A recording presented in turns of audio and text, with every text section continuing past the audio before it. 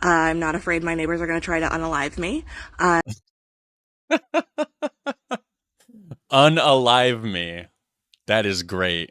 How's it going, guys? Welcome back to the channel. We're going to be doing another TikTok Reacts reaction video. This time, we have Americans who moved abroad. What are the things you no longer fear? Part 1. So I'm assuming there's going to be multiple parts to this. If this is something you guys want to keep seeing, which I'm assuming it is. These videos are always fun to react to, right? You guys always seem to enjoy them. And yeah, we're going to find out what are the things that they no longer fear after moving out of America. The original channel's TikTok Reacts. You can find a link to that in the description section down below. As always, go ahead and hit like, hit subscribe, drop a comment while you're down there. Do all that fun stuff. I appreciate it. And we're going to go ahead and we're going to check this video out, guys. Now, I do know that gun violence is probably something they don't fear, right? Being homeless probably is something they don't fear, you know? So, but yeah, we're going to check it out. I'm going to stop rambling. We're going to hit play.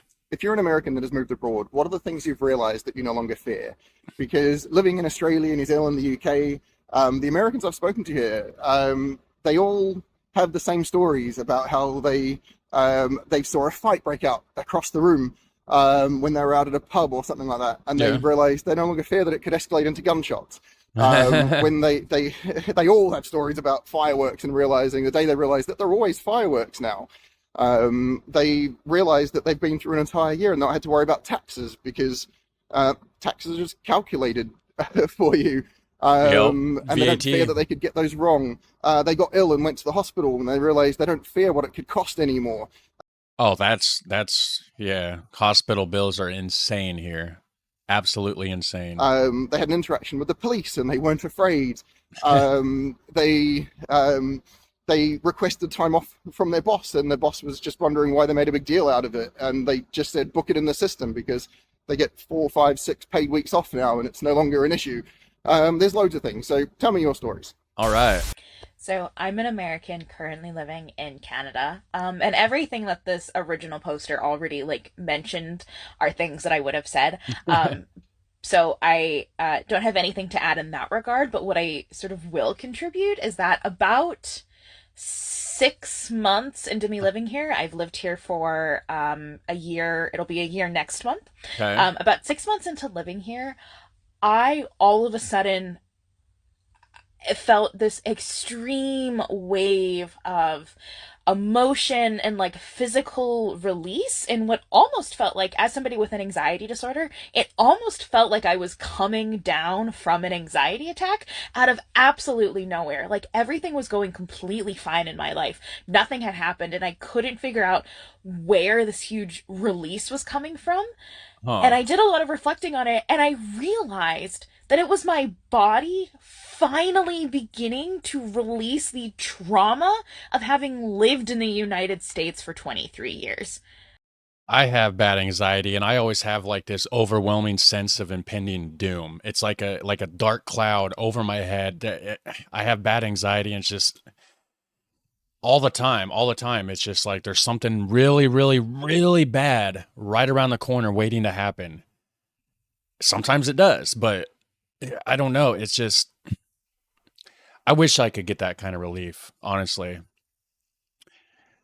Yeah. My body actually began to physically process just the daily lived trauma of being from the United States and having just lived in Canada for 6 months, not gone through anything extraordinary here, just taking myself out of the environment of being in the United States was this huge trauma release for my body. I really envy her and I wish that I could experience that as well. It was the first time that my body actually felt safe somewhere. So that was really, really fun to go through and to realize that that is what I've put myself through for 22 years. I'm really curious if any other Americans living abroad have gone through that same thing. One day. One day. That Hopefully. video is so good at pointing out all of the things that we live in fear of in the US.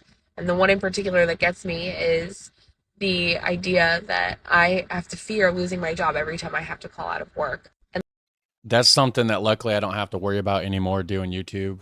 I do have to fear my channel getting hacked, and it got hacked before. And I got it back like 2 days later, and then it got hacked again the same night, right? Somehow. And then we were in the process of moving. It was just bad timing. My income completely disappeared because I rely on YouTube. And then it got hacked again, you know, and it was months getting my channel back. And that was terrible. I'm glad I don't work in the workplace no more. I'm a full-time, you know, stay-at-home dad / YouTube reactor or whatever. But I remember, you know, when I did work, you know, regular job, which I've worked for myself for the longest time. I can't remember when the last time I had a typical job, because I was self-employed doing drywall for a while. I was self-employed as a tattoo artist for a while, which my anxiety that I was talking about earlier, that's why I don't tattoo anymore. My anxiety just got too bad. But I remember how that is, you know, you're running late for work or you're sick or whatever. And it's just constantly every day worrying about losing your job, because it's like a zero tolerance kind of thing. It's terrible. I'm glad that I don't have to deal with that anymore. It is a huge relief, and I couldn't do these videos without you guys. So thank you a lot. I do appreciate everybody that watches my videos and allows me to be able to do what I do. the idea that I have to fear losing my job every time I have to call out of work. And like I have a part-time job that I can only work part-time because I am also a full-time mom. But I'm so scared of losing my job. And it's been so clear to me, like the fear is ever present this past week because I've had to call out of so many shifts. And I'm just like, I keep over explaining in every email whenever I have to call out because I'm like, I have RSV and I don't want to get anybody else sick. I don't want to get anybody else with young kids sick. But I'm so afraid of losing this job because like I really need it and I don't have paid sick time or anything. So, you know, like. Yeah. So I don't live abroad. I live in the States. But one of the neatest things happened to me when I was in Iceland a couple years ago. At the second Airbnb that I stayed at, I wanted to do just some day hiking because I was exhausted from a very long day that ended in climbing a volcano in the middle of the night before. Wow. I want to climb a volcano. Well, actually, I don't know. Maybe I'm probably too scared to do that. My anxiety would act up. So I asked the Airbnb host, I'm like, so where can I walk? He goes, anywhere. And I said, yeah, but at what point will I be trespassing? When do I cross property lines? Are there landmarks that I need to keep in mind? And he smiled and he said, we don't have that here. You can walk anywhere. And I was like, what, no Bubba with a shotgun gonna come out and tell me to get off his land? And he kind of laughed.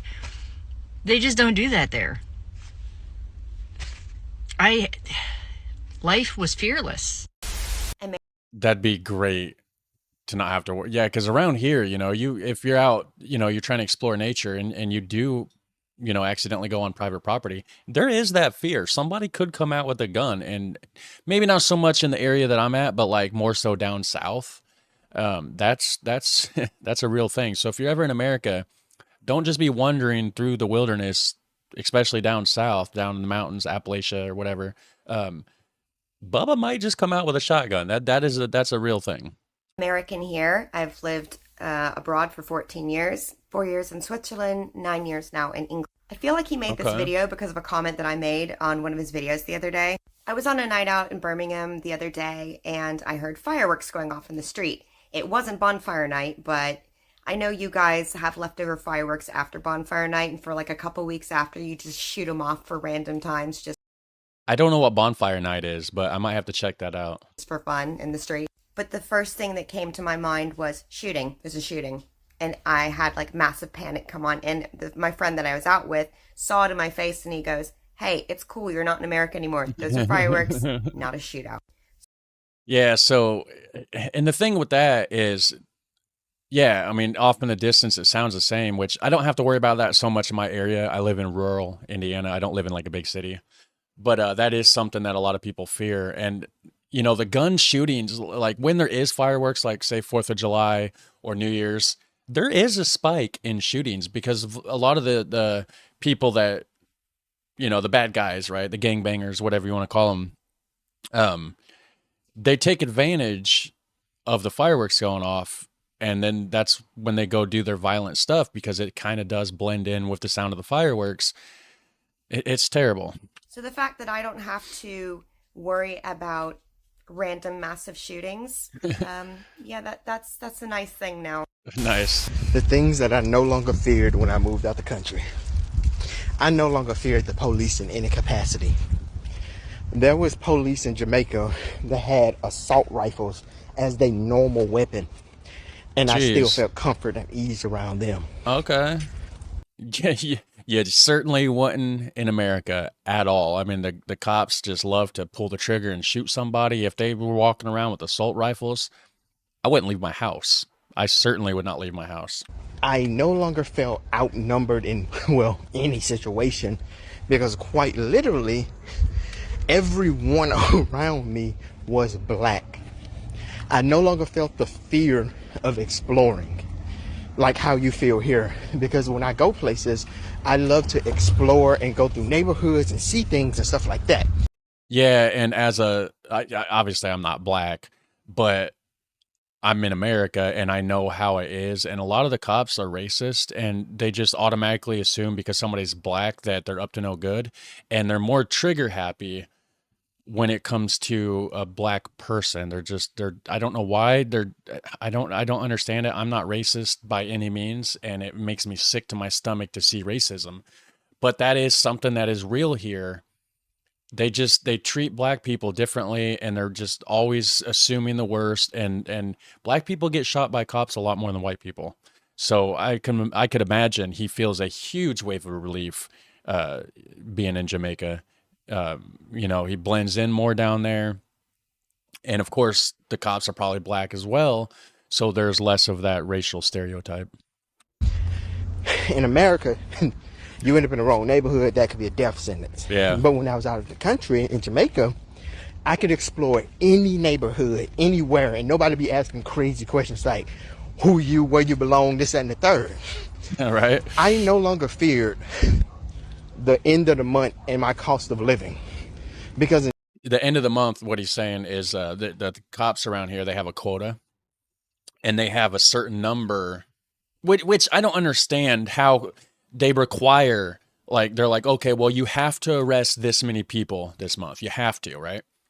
Well, if there's no crime going on, that should be good, right? But instead, they'll look for reasons. They'll sit there on the side of the road and they'll just be hoping and praying that, like, oh, well, somebody's tire slips over the white line, or, just whatever, right? Or they'll just get behind you and they'll follow you for miles. I've had it happen to me, just miles.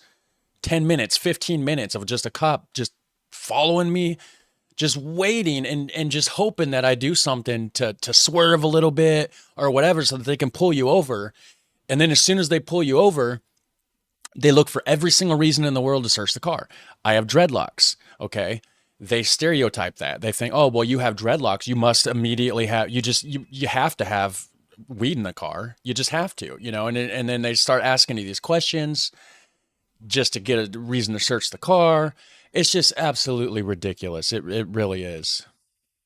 Feared the end of the month and my cost of living, because in Jamaica I end up paying about $300 in bills a month. Okay, so he's going by the bill. I thought he was talking about with the cops, because at the end of the month, the increase in police messing with people rises because, again, they have to meet that quota. So they go out and they start picking on people and stuff like that just to fill their numbers. But also, I guess, the rent situation, the money, the bills, that's a whole thing too. Versus here where I'm paying over $5,000 sometimes. I never feared the people. that, you know, somebody could be having a bad day and then that be it for me, my life, and my daughter. Instead, the people were nice and friendly and this, that, and the third. Oh yeah, Jamaicans are very friendly. I love Jamaicans. Like, they're super hospitable. Love the accent, the culture. Like, it'd be nice to go visit Jamaica someday. It'd be pretty sweet. I never feared expressing myself and who I was. I actually trained drastically more when I was there because I felt less judged and I felt more comfortable to be myself. You know what I mean? I never feared for my life. I never feared for my well-being. I never feared losing my life to gun violence. I never feared anything like that. And yes, I'm aware that countries have their own problems. And yes, Jamaica has a few. But none of them concern me too much because none of them happened to me. You don't understand how many things you really fear or how many things you actually have become accustomed to or fearing until you leave. Because I have never felt more at ease. I've never felt more peaceful. You know how many times I fell asleep with my door wide open and nothing happened except maybe a crab broke in? Crab. That's awesome. That's the problems that he has to deal with, just a crab coming in. Now if he was still back in the hood, somebody be coming in trying to rob his ass while he's sleeping. That's just how it goes. You know how many times I would just be out walking around, no weapon on me whatsoever, run into a group of people and be like, oh, hey, what's up, what's up? No need for social anxiety or nothing. It was freeing. It was peaceful, and it's home to me. Jamaica is always feeling like home to me. And the reggae music is top notch. Bob Marley, man. Damian Marley, like it's great. I'm not afraid of the outside. And I know that sounds stupid, but as an American that has just relocated to the UK, I'm sat outside in my garden. It's a little chilly, but it's not bad because I'm from the north in fucking America. So, but, you know, it's a little chilly, but it's quiet. There's no yelling, screaming, bottles smashing. I'm not afraid my neighbors are going to try to unalive me. Unalive me. That is great. I'm not afraid that they're going to steal anything. Like, it's completely normal if you are not here to pick up a package that you ordered for the post to literally drop it off at a neighbor's house, and they will just keep it for you. When people walk here, I'm significantly less afraid of being hit by a car, or getting lost. Like, I mean, the only thing left to be afraid of here is ghosts because it's ancient as heck here, but, like, I'm not even afraid of ghosts. True. I bet UK is haunted. So this has all been very novel. It's nice and quiet. I'm an American living abroad in Australia, Central Coast, New South Wales. I've been here for about 2 months. Everything this guy says is 100% accurate. I was on a train from Melbourne to Sydney yesterday. 2 people got into a full-on fight. Cops were called. It happened right next to me, and not once did I think that it might escalate to gunshots. You know why? Because no one has a fucking gun here, bro. It's that simple. Like, you don't feel as scared, bro. There's a lot less intensity in these social situations, especially with cops. Like, I'm not scared of cops, bro. I'm not even in the US because I personally have nothing to hide. But you're not worried about that type of stuff here because I know for a fact that Aussie police are not going to think that I may have a gun. It's like 99.9% of people here do not have guns, and you just feel a lot safer with everything you go. Even in the worst parts of this country, you're going to feel a lot safer because you know that no one's going to rob you at fucking gunpoint, and it's just how it is. Nice. Nice. Very nice, guys. So if you're an American living abroad and you're watching this video, put your comments down below. Let's share some information here. Let's add to this. You know what I'm saying? If you enjoyed this video, hit like, hit subscribe, hit that notification bell so you don't miss out on any future uploads. And you guys have a super fun, awesome day, and I'll catch you in the next one. All right, take care. Bye.